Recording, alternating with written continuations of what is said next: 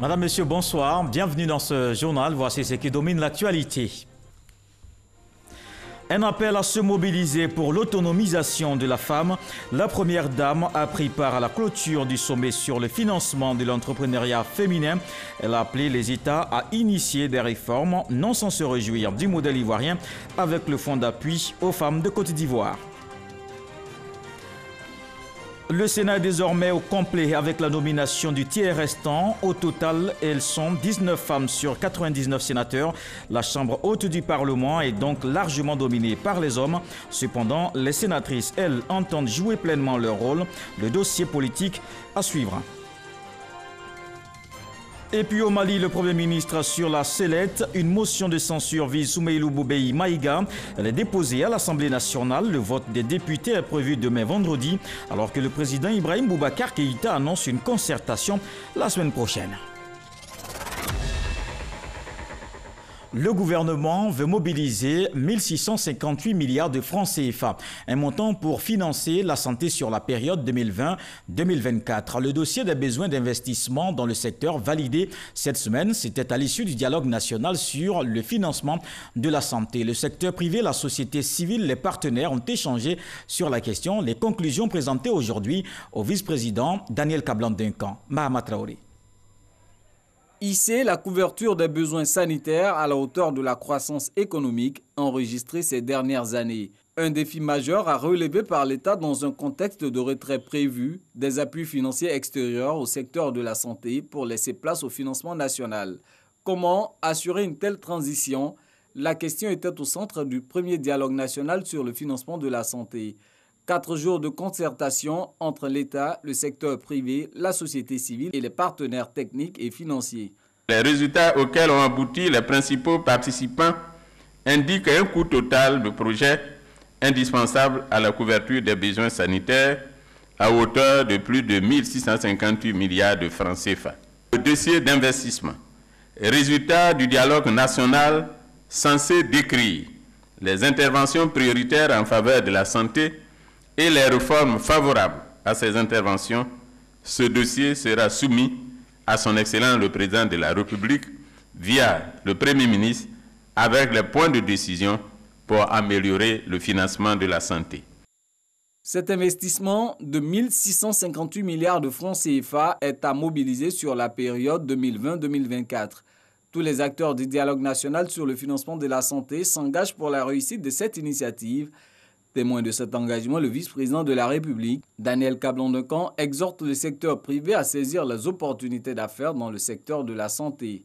Le gouvernement veut faire en sorte d'amener le secteur privé, grâce au nouveau code d'investissement et dans le cadre d'un partenariat public-privé, à faire en sorte que le secteur privé investisse dans les secteurs tels que l'oncologie, tels que les neurosciences, tels que la cardiologie et pourquoi pas la thalassothérapie. Faire en sorte qu'en Côte d'Ivoire, nous soyons un hub régional. C'est bon pour l'économie, c'est bon pour les exportations en matière médicale, c'est bon pour le tourisme médical. Il faut que dans ces différents domaines, nous puissions faire en sorte que cela marche. La mise en œuvre du dossier d'investissement verra la part du secteur santé dans le budget national passer de 5,9% actuellement à 15%. Cette hausse permettra par exemple de réduire le taux de mortalité infantile et d'améliorer l'offre de soins dans les établissements de premier contact. Je vous le disais à l'instant, fin du sommet sur l'initiative de financement en faveur des femmes entrepreneurs. La première dame a pris part hier à la cérémonie de clôture. C'était en présence de Ivanka Trump, conseillère spéciale du président américain. Dominique Ouattara appelle les États à accélérer les réformes pour l'autonomisation de la femme. Herman Guivet. Des femmes entrepreneurs africaines venues du Ghana, du Libéria et du Nigeria partagent leur expérience dans l'entrepreneuriat avec un public captivé. Avec elles, sur la scène, Ivanka Trump, conseillère spéciale du président des États-Unis d'Amérique. Au premier rang du public, Dominique Ouattara, la première dame, et Daniel Kablan-Duncan, le vice-président. Objectif principal du sommet sur l'entrepreneuriat féminin, le Wi-Fi, contribuer à l'avancement des opportunités offertes aux femmes africaines. Des membres du Congrès américain confirment leur appui à l'entrepreneuriat féminin, réaffirmant le soutien indéfectible des États-Unis d'Amérique à toute entreprise, allant dans le sens de la promotion de l'autonomisation de la femme. Une autonomisation de la femme par son appel à entreprendre, déjà fortement encouragé en Côte d'Ivoire par le FAFSI, le Fonds d'appui aux femmes de Côte d'Ivoire, engagé par la Première Dame, Dominique Ouattara. Je souhaiterais traduire à Madame Ivanka Trump, conseillère spéciale du président des États-Unis d'Amérique, toute mon admiration pour le noble combat qu'elle mène pour l'autonomisation et l'épanouissement des femmes. Son engagement et son leadership font bouger les lignes et suscitent, j'en suis persuadée, de nombreuses vocations.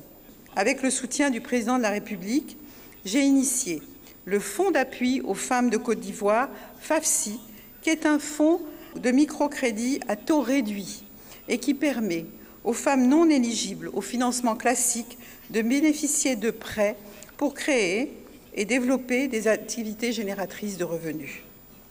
Selon de nombreux témoignages, le Fonds d'appui aux femmes de Côte d'Ivoire est une réponse adéquate à la précarité de milliers de foyers. Aujourd'hui, ce fonds est doté d'un capital de 12 milliards de francs CFA, soit 21 millions de dollars US, et il a permis de financer les activités de près de 200 000 femmes grâce à un retour sur investissement total de 29 milliards de francs CFA, soit 50 millions de dollars US. Et le taux de remboursement est de 97%, ce qui est exceptionnel. Avec ces 200 000 familles, ce sont environ 1,5 million de personnes qui sont sorties de la pauvreté du fait du financement mis à leur disposition. C'est le lieu d'engager nos États dans la mise en place de dispositifs adéquats et rationnels conformément aux recommandations issues des travaux de cette rencontre pour créer des conditions et favoriser l'accès au financement au profit d'un plus grand nombre de femmes entrepreneurs. Le président de la commission de la CEDEAO, Jean-Claude Brou, a lui présenté les conclusions de cette rencontre. Le sommet de l'initiative Wi-Fi a appelé à redoubler d'efforts pour améliorer l'accès des femmes entrepreneurs au capital, au marché, à la technologie et services financiers.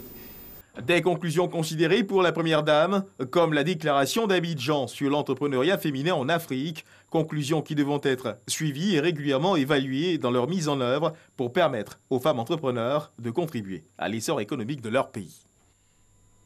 Ils étaient également à Abidjan à l'occasion de ce sommet sur l'entrepreneuriat féminin. Le vice-président Daniel Kablan-Duncan a reçu des membres du Congrès américain.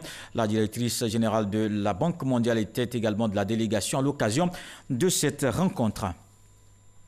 Une autre rencontre, celle-là aux États-Unis. Le Premier ministre d'État à Washington, Amadou Gon Coulibaly, a pris part aux assemblées du printemps du groupe de la Banque mondiale et du Fonds monétaire international. Le chef du gouvernement a abordé au cours de ces différentes rencontres la commercialisation et la transformation des matières premières. Adama Kone.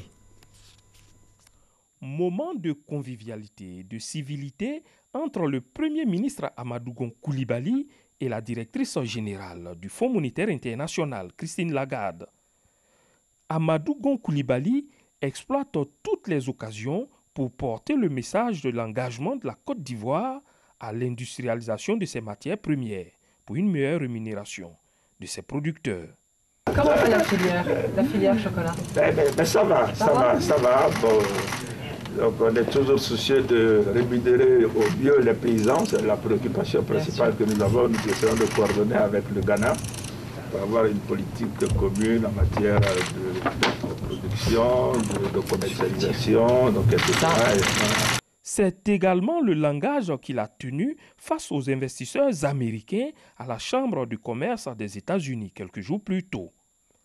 À Washington, donc, le Premier ministre a sémé les graines de l'attractivité des investissements en Côte d'Ivoire. Le pays attend maintenant la floraison des semis. Et justement, en 2040, la Côte d'Ivoire sera une puissance industrielle. C'est le Bureau national de la prospective et de la veille stratégique qui a mené cette étude. Les résultats présentés à la Chambre des rois et chefs traditionnels, l'objectif est de favoriser leur mobilisation autour de cette vision. Des détails avec Mahama Traoré. Les rois et chefs traditionnels soumis à un exercice de prospective sur le visage que présentera la Côte d'Ivoire en 2040. Cette Côte d'Ivoire de 2040 sera une puissance industrielle, unie dans sa diversité culturelle, démocratique et ouverte sur le monde. C'est ce que révèlent les résultats de l'étude nationale prospective Côte d'Ivoire 2040. Cette étude, conduite par le Bureau national de la prospective et de la veille stratégique, est en phase de vulgarisation depuis son adoption en septembre 2015 par le gouvernement. En le présentant aux têtes couronnées, l'objectif est de susciter leur adhésion autour de cette vision de développement souhaitée pour le pays. Le travail s'est fait de façon sérieuse sur plusieurs années.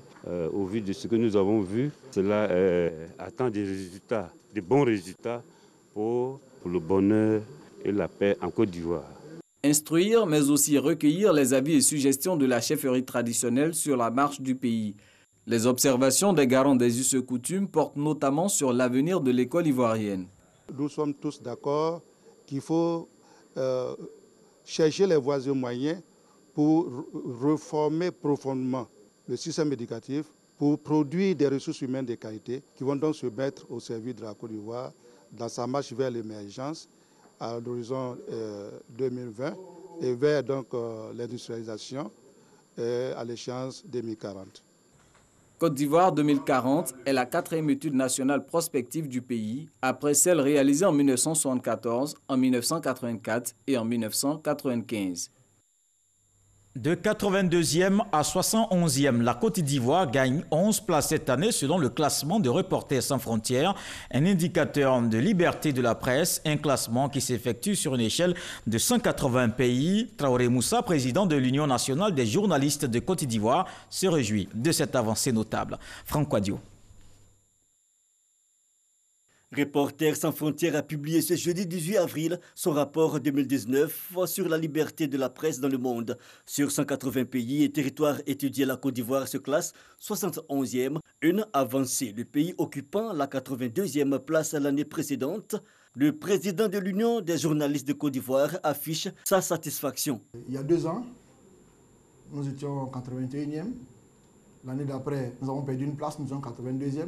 Et cette année, nous gagnons 11 places, nous sommes 71e. Je pense que c'est le lieu de rendre un vibrant hommage à tous les acteurs du monde des médias. Je pense que c'est une victoire pour cette grande famille. Vous savez que nous nous sommes battus et nous avons eu une très bonne loi sur la presse.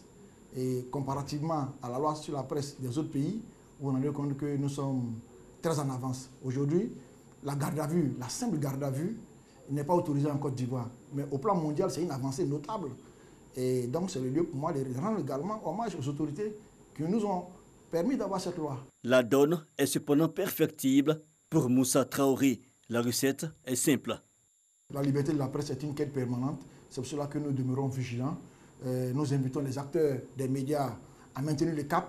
Et ce classement doit être perçu également comme la preuve que les journalistes ivoiriens deviennent de plus en plus professionnels et de plus en plus responsables. Notons que les premières places de ce classement 2019 de Reporters sans frontières sont occupées par la Norvège, la Finlande et la Suède. La Namibie, 23e mondiale, est le premier pays africain et la 180e place est occupée par le Turkménistan. Le ministre de l'Emploi et de la Protection sociale porte à la connaissance des populations vivant en Côte d'Ivoire qu'en application du décret déterminant la liste et le régime des jours fériés, le lundi 22 avril 2019, lundi de Pâques, est déclaré jour férié et chômé sur toute l'étendue du territoire national. Le représentant spécial du secrétaire général de l'ONU pour l'Afrique de l'Ouest et le Sahel a échangé mardi dernier avec le président de l'Assemblée nationale, Mohamed Ibn Chambas, et Amadou Soumaoro ont abordé les questions liées à la sécurité dans la région. Ce responsable onusien a réaffirmé l'engagement de l'ONU aux côtés du Parlement ivoirien. Konaté Moussa. L'ambassadeur de la République d'Iran chez le président de l'Assemblée nationale, Mansour Chakid Meh, est allé transmettre ses salutations et encouragements à Amadou Soumaoro. Les deux personnalités ont échangé sur le renforcement de la coopération entre la Côte d'Ivoire et l'Iran. Également, le rapprochement entre les parlements des deux pays. Nous croyons que les relations entre les députés des deux peuples, c'est dans le sens de renforcement des relations entre les deux peuples. J'ai transmis aussi les sincères salutations de son homologue iranien Et je l'ai invité à effectuer une visite en Iran pour visiter notre beau pays. L'ambassadeur de la République d'Iran est en fin de mission après avoir servi 4 années en Côte d'Ivoire.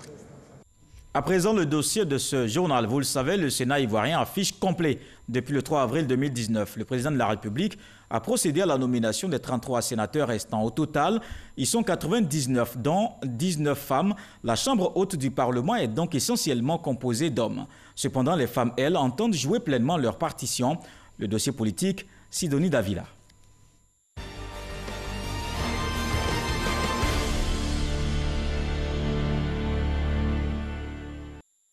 Ce graphique représente la part des femmes siégeant au Sénat ivoirien.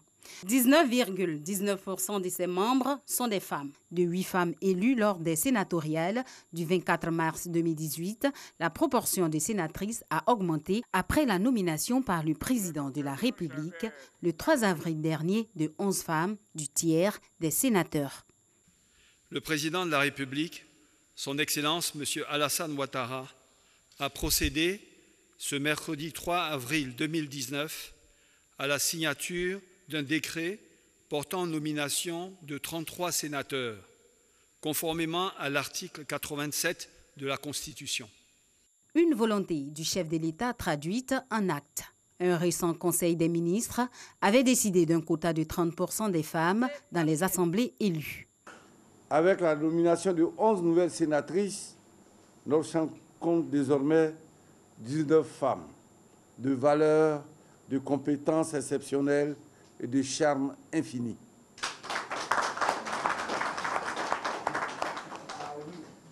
Vous êtes la fierté de la Côte d'Ivoire et vous êtes aussi la fierté du Sénat. Fierté du Sénat, Sarah Sako se réjouit de faire partie de l'institution. L'ancienne vice-présidente de l'Assemblée nationale a été élue sénateur dans le Bafing. Nous sommes plus que satisfaites et nous lui disons merci, merci, merci. Bien plus qu'une satisfaction, c'est un honneur pour Daou Gabala. La militante des droits de l'homme, femme d'affaires, est heureuse de compter parmi les membres du Sénat. Mon expérience de la société civile et mon expérience professionnelle, je compte la mettre au service du Sénat, d'abord à travers tous les travaux dans les commissions techniques, pour apporter un peu cette expérience de la base au niveau des réflexions du Sénat. La seconde chambre du Parlement ivoirien, née de la réforme constitutionnelle de la Troisième République, représente les collectivités territoriales et les Ivoiriens établis hors du pays. Sa mission est de voter les lois, consentir l'impôt et contrôler l'action gouvernementale à travers l'évaluation des politiques publiques. Des missions redéfinies le 11 avril à l'ouverture solennelle de la session ordinaire 2019 du Sénat. Mesurant donc l'immensité de la tâche qui les attend, les femmes comptent jouer un rôle. Il s'agit pour nous, sénateurs, de renforcer les réflexions parlementaires et je dirais afin d'en accroître l'efficacité. Diaby Makani, sénatrice de la diaspora, a sa petite idée. Toutes les Ivoiriennes hors Côte d'Ivoire de la diaspora seront identifiées, seront prises à contribution et on va essayer de voir dans toutes les compétences, dans tous les différents domaines au niveau de la diaspora et travailler dans la vision de la compétence que le chef de l'État demande.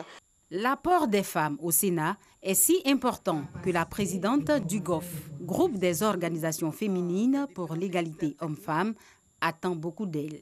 S'il arrivait qu'il y avait des lois où la question d'égalité des genres n'est pas traitée, il faudrait qu'elle le relève et qu'elle l'intègre dans ces lois-là. Si elles ne le font pas, c'est qu'elles n'ont pas raison d'être au Sénat.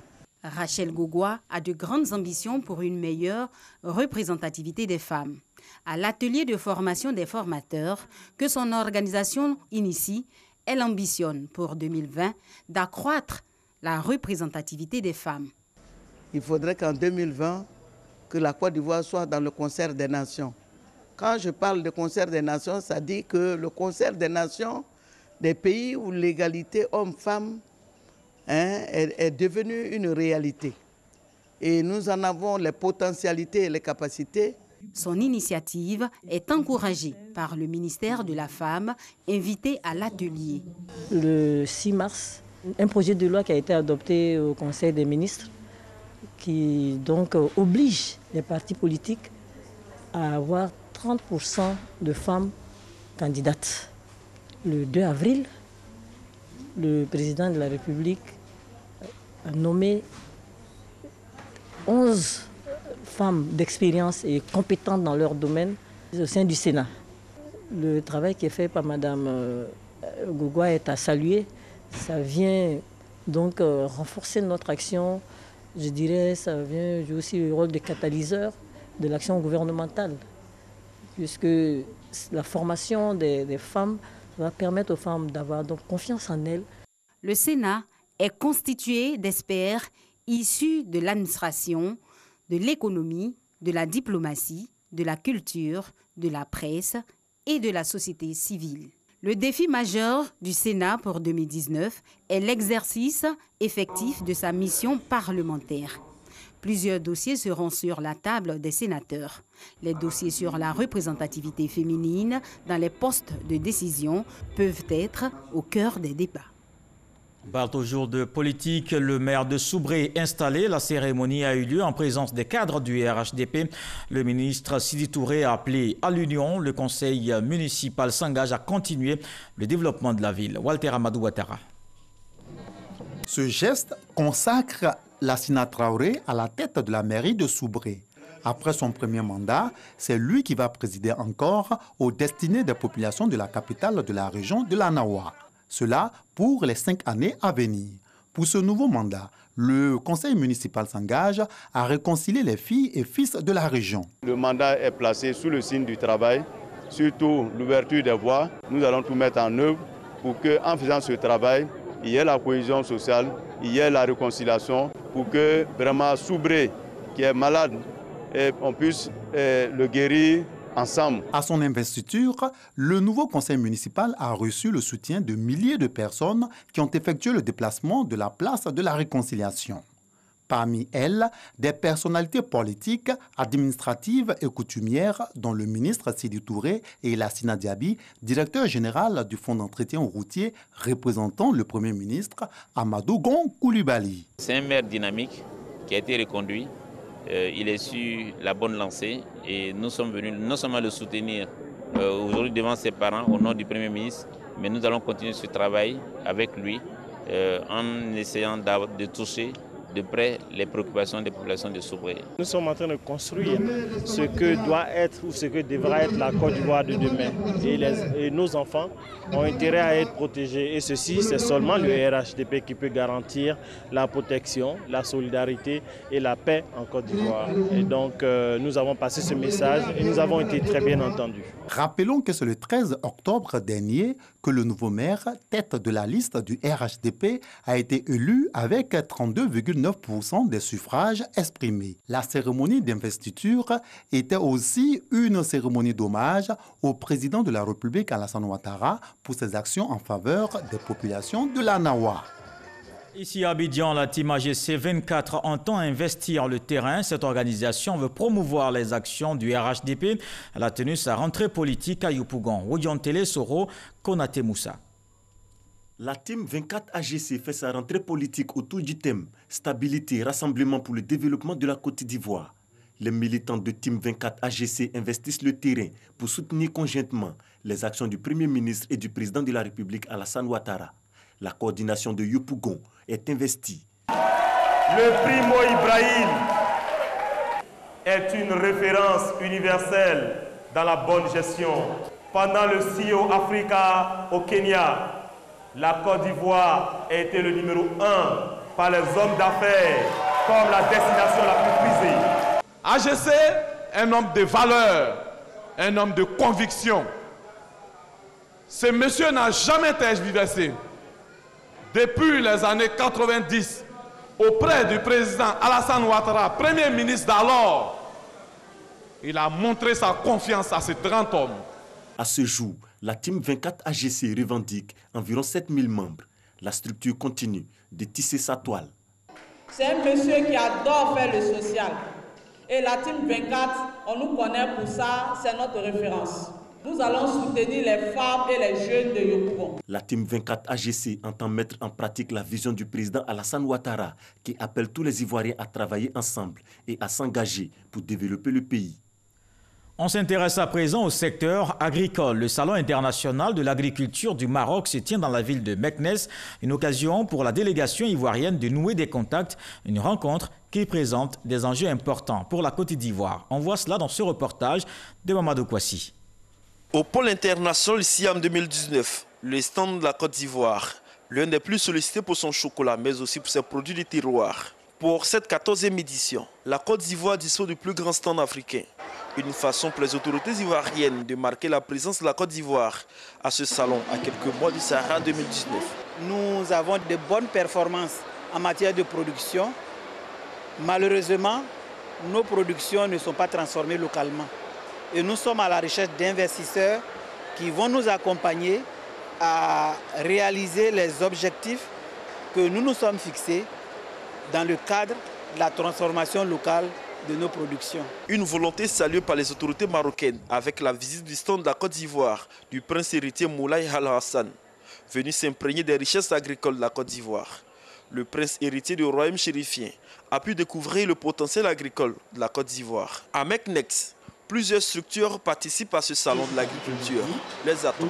Notre mission ici, c'est de pouvoir trouver de nouveaux marchés pour le café ivoirien.